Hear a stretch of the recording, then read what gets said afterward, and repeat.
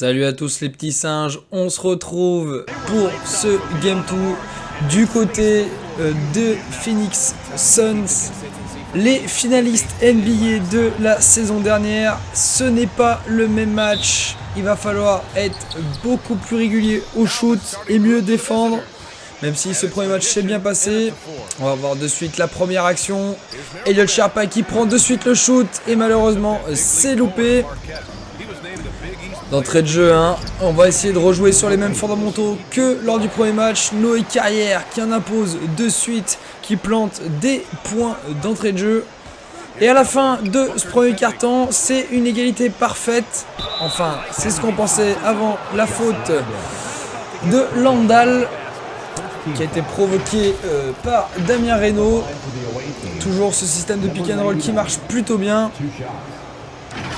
Donc ce qui permettra du coup aux Monkeys de passer devant à la pause 9-8. Et parce qu'il n'a pas mis son premier lancer, Damien, ce n'est pas bien, c'est des points gratuits. Non mais c'est très serré sur ce premier quart-temps, on sent que les deux équipes veulent jouer. Heureusement pour nous, Devin Booker loupe son shoot et la fin du premier quart-temps se termine ainsi. Dès le deuxième quart-temps, Phoenix nous met une pression impossible et les Monkeys ont beaucoup de mal à récupérer leur niveau qu'ils avaient montré lors du premier match. Les Suns qui marquent dans les dernières secondes et du coup qui permettent à Phoenix d'être devant à la mi-temps 23-19 malgré un très beau shoot qui ne rentrera pas juste avant la mi-temps. Au niveau des stats, les Monkeys sont bien au niveau du pourcentage de shoot, mais on sent qu'il y a beaucoup moins de rebonds et du coup on le paye cash. Chris Paul est déjà à 9 points, 1 rebond, une passe. Très belle mi-temps pour l'instant de Chris Paul et pour l'instant c'est compliqué pour les Monkeys. À la reprise de ce troisième quart-temps, on tente des choses à 3 points, malheureusement ça ne passe pas. Et heureusement Aurélien Jourdan est là pour nous sauver, très présent au rebond. Mais les Phoenix Suns continuent leur chemin. Et c'est donc un grand Damien Reynaud qui est obligé d'aller chercher des points en 1 contre 1 à l'intérieur. Très belle percée du joueur des Monkeys. Et là on retrouve Thomas Pella qui tente un shoot juste avant la fin du troisième quart-temps, qui passe et qui permet de revenir à 1 point seulement de Phoenix, 34-33, avant la dernière possession des Suns.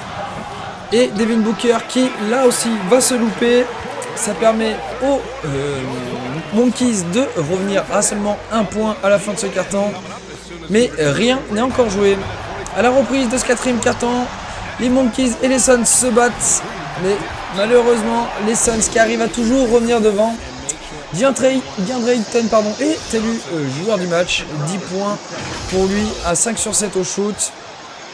Et là s'ensuit 1 minute 30 de folie furieuse. Nico Curtil, grâce à un très bon service, va planter 2 points qui vont permettre de revenir à seulement 2 points des Suns. Elliot Sharpa va aller chercher les points de l'égalité. Après un très beau cross sur Chris Paul, il va monter au dunk et il crucifie les Suns. La fin de match est très tendue. Et là on voit Carrière qui la donne à Adrien Blanc et qui plante un 3 points à 27 secondes de la fin. Le 3 points qu'il fallait mettre, qui permet d'avoir 3 points d'avance du coup. Chris Paul prend ses responsabilités, prend le ballon, hop, il shoot. Mais malheureusement ça ne passe pas. Les Monkeys qui récupèrent le ballon, bien évidemment ils font faute et Elliot Sharpa a 2 lancers francs. Il met le premier, ce qui permet de nous assurer un 3+1 et il faudrait qu'il mette le deuxième pour qu'on soit rassuré et il ne le met pas malheureusement et ça va être compliqué pour nous. Chris Paul prend le ballon, shoot de suite et il le met. Chris Paul là ne veut rien lâcher. Les Suns reviennent à 1 point à 11 secondes seulement de la fin. La fin de match est très tendue. Elliot qui va aller chercher la faute d'entrée de jeu. Il faut qu'il mette ces 2 points pour espérer quoi que ce soit. Ça va permettre de se couvrir d'un 3 points. Le premier est mis. Est-ce que le deuxième va être mis par Elliot?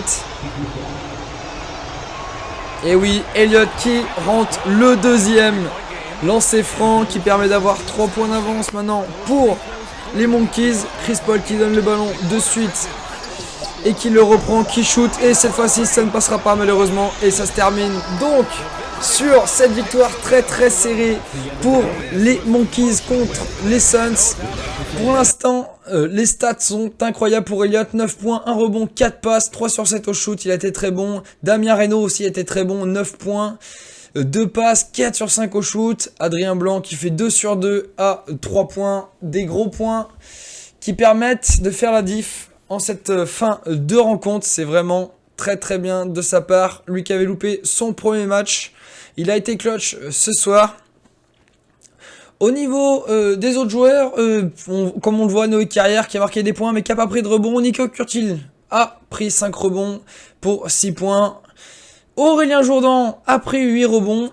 Mais malheureusement, il n'y a pas d'autres joueurs. Noé n'a pas pris assez de rebonds. Antonin a encore été discret aujourd'hui sur ce match. Thomas lui aussi. Les joueurs de la Singerie qui ont été quand même plutôt bons. Et la victoire, la deuxième de la saison qui est arrachée. Et on va voir de suite le classement avant de vous laisser. Et comme vous pouvez le constater, les Montréal Monkeys sont en tête. On se laisse donc sur ce classement. Ciao.